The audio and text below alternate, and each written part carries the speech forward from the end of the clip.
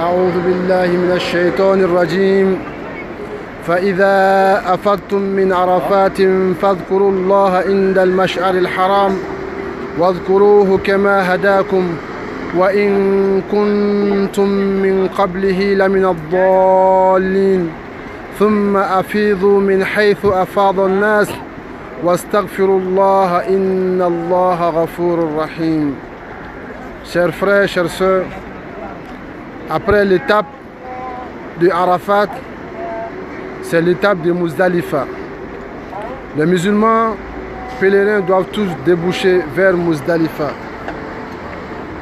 Muzdalifa, où les gens campent à ciel ouvert, les gens dorment à terre. Chers frères, chères sœurs, cela nous prouve que le Hajj c'est une éducation. C'est une éducation spirituelle. Parmi les gens qui campent ici, il y a des riches, il y a des gens qui ont des belles voitures, il y a des gens qui ont des villas, qui ont des immeubles, qui ont des duplex, qui ont même des châteaux. Mais ils ont abandonné tout ça. Ils ont abandonné tout le luxe pour venir se coucher au dehors sur des matelas très fins. D'autres même se couchent sur des nattes, d'autres se couchent à même le sol.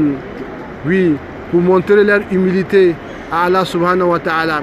Pour montrer à Allah qu'il est le Tout-Puissant, que quant à eux, ils ne sont que des pauvres serviteurs. Allah nous dit que lorsque on quitte Arafat, lorsque vous quittez Arafat, marquez un temps de stationnement à Muzdalifa pour implorer Allah le Tout-Puissant. Implorez-le, implorez-le, implorez Allah le Tout-Puissant. Oui, les gens sont réunis ici. Vous ne pouvez pas distinguer entre un pauvre et un riche. Les gens sont tous vêtus de blanc, récitant la Labbaik Allahumma Labbaik, Labbaik la sharika laka Labbaik, innal hamda wa ni'mata laka wal mulk la sharika lak. Les gens resteront couchés ici à Muzdalifa jusqu'au petit matin. Après la prière de Fajr, les musulmans seront appelés, les pèlerins seront appelés à ramasser des cailloux pour aller lapider les stèles. Il est par contre permis aux personnes âgées et aux malades d'évacuer un peu plus tôt, à un certain moment de la nuit, et ils peuvent converger vers Mina sous les tentes dans le but de se reposer.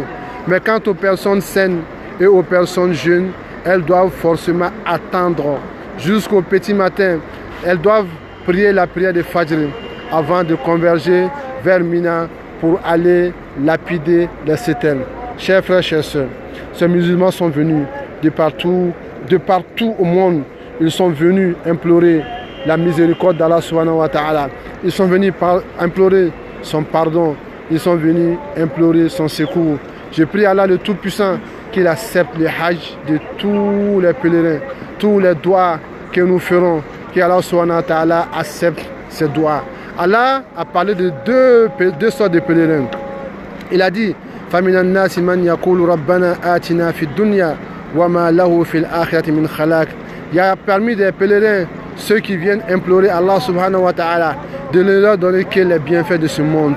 Allah dit, parmi eux, il y a des gens qui disent, Allah, accorde-nous les bienfaits de ce monde, mais ces personnes n'ont aucune part dans l'au-delà. Mais il y a d'autres qui disent, Rabbana atina fi dunya hasanatan wa fil akhirati hasanatan wa qina adhaban nar ulaika lahum nasibu mimma kasabu wallahu sari'ul hisab. Par contre, il y a d'autres qui disent, Allah, accorde-nous le meilleur de ce monde et le meilleur de l'au-delà et épargne-nous du feu de l'enfer. Ces personnes auront une part de ce qu'ils ont récolté. Ils ont récolté. Ils auront une part de ce qu'ils ont sémé. Qu'est-ce qu'ils ont sémé? C'est les doigts, les bons doigts.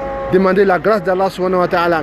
Demander sa clémence, demander sa miséricorde, demander son pardon. Et ces personnes auront une part de ce qu'ils ont demandé. Allah subhanahu wa ta'ala est très rapide en comptabilité. Que Allah accepte le Hajj de tous les pèlerins. Labbaik Allahumma labbaik, labbaik la sharika laka labbaik, innal hamda wa ni'mata laka wal mulk la sharika lak.